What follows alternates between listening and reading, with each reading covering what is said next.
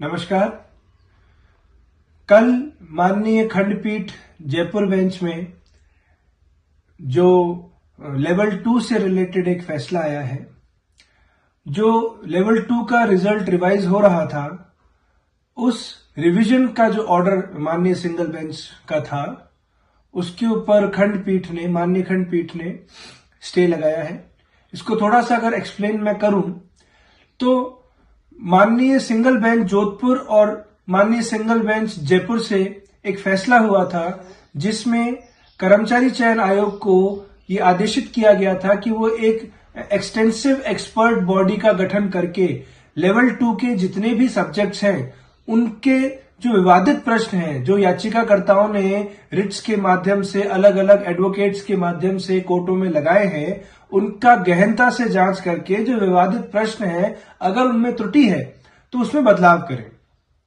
Staff selection board ने उस order की पालना करते हुए एक एक्सटेंसिव एक्सपर्ट बॉडी बनाई, जिस एक्सपर्ट बॉडी ने ये कहा, जैसा कि रिपोर्ट्स में आया है, कि प्रश्नों में बदलाव हो रहा है और कुछ प्रश्न गलत हैं जिनमें बदलाव जरूरी है। तो जब ये इंफॉर्मेशन आई कि कर्मचारी चयन बोर्ड क्वेश्चंस में बदलाव कर रहा है और क्वेश्चंस में बदलाव करने से रिजल्ट प्रभावित हो सकता है, तो कुछ सेलेक्टेड कैंडिडेट्स माननीय जयपुर खंडपीठ में, हाईकोर्ट की खंडपीठ में चीफ जस्टिस महोदय के सामने एसएडब्ल्यू एक अपील लगाई, जिस अपील में माननीय चीफ जस्टिस महोदय ने जो एपिलेंट्स थे, जो सेलेक्टेड टीचर्स थे, उनको राहत दी, जो कि उचित भी था, राहत मिलनी भी चाहिए थी उनको, और जो रिजल्ट का रिवीजन होना था उसे यथावत रखा और जो रिजल्ट की प्रक्रिया थी उस पर कोई रोक नहीं लगाई। पर कल की डेट में माननीय खंडपीठ ऑनरेबल जस्टिस इंद्रजीत सिंह और ऑनरेबल जस्टिस अरवानी जी की बेंच में उसी ऑर्डर के कंटिन्यूएशन में एक दूसरा ऑर्डर हुआ। ये बहुत ही इंपॉर्टेंट बात है कि उसी ऑर्डर जो चीफ जस्टिस महोदय ने दिया था, जिसमें जो रिजल्ट का वो था रिवीजन, उस पर कोई स्टे नहीं था, उसी के कंटिन्यूएशन में एक ऑर्डर दिया और उसी ऑर्डर के आधार पे ऑर्डर किया गया है। बट उसमें लास्ट में एक लाइन आई है जिसमें यह कहा गया है कि लर्नेड ऑनरेबल सिंगल जज का जो फैसला है वो स्टे रहेगा।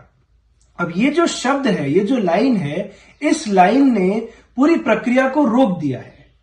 और इस लाइन को हटवाना, इस स्टे को वेकेट करवाना बहुत इंपॉर्टेंट है, क्योंकि ये जो स्टे हुआ है, ये पिटिशनर्स को, याचिकाकर्ताओं को सुने बिना हुआ है। जो सिंगल बेंच का ऑर्डर हुआ था वो याचिकाकर्ताओं को का पक्ष जानकर क्वेश्चनों के ऊपर बहस सुनने के बाद हुआ था। तो अगर उस फैसले पे अगर स्टे आता है तो एटलीस्ट याचिकाकर्ताओं को अपनी बात रखने का मौका मिलना चाहिए। तो ये एक्स पार्टी स्टे है। एक्स पार्टी जो स्टे होता है उसके लिए वेकेशन की एप्लीकेशन लगती है, यानी कि जो स्टे है उसे खारिज कराने की एप्लीकेशन याचिकाकर्ताओं के द्वारा लगाई जाएगी। मेरे पास बहुत सारे कैंडिडेट्स के कल से फोन आ रहे हैं कि सर हमें इसमें क्या करना है। तो सिर्फ एकमात्र रास्ता ये है कि जो स्टे की वो जो लाइन आई है, जो सेकंड ऑर्डर में, जो सब्सिक्वेंट ऑर्डर में जो लाइन आई है स्टे की, उस लाइन को, उस स्टे को हमें वेकेट कराना है, तभी यह प्रक्रिया पूर्ण रूप से कंप्लीट हो पाएगी। इसीलिए स्टे वेकेशन की एप्लीकेशन मैंडेटरी है और वो हम लगाने की प्रक्रिया उसको शुरू कर चुके हैं। सोमवार या मंगलवार तक हम स्टे वेकेशन की एप्लीकेशन माननीय जयपुर खंडपीठ में मूव कर देंगे।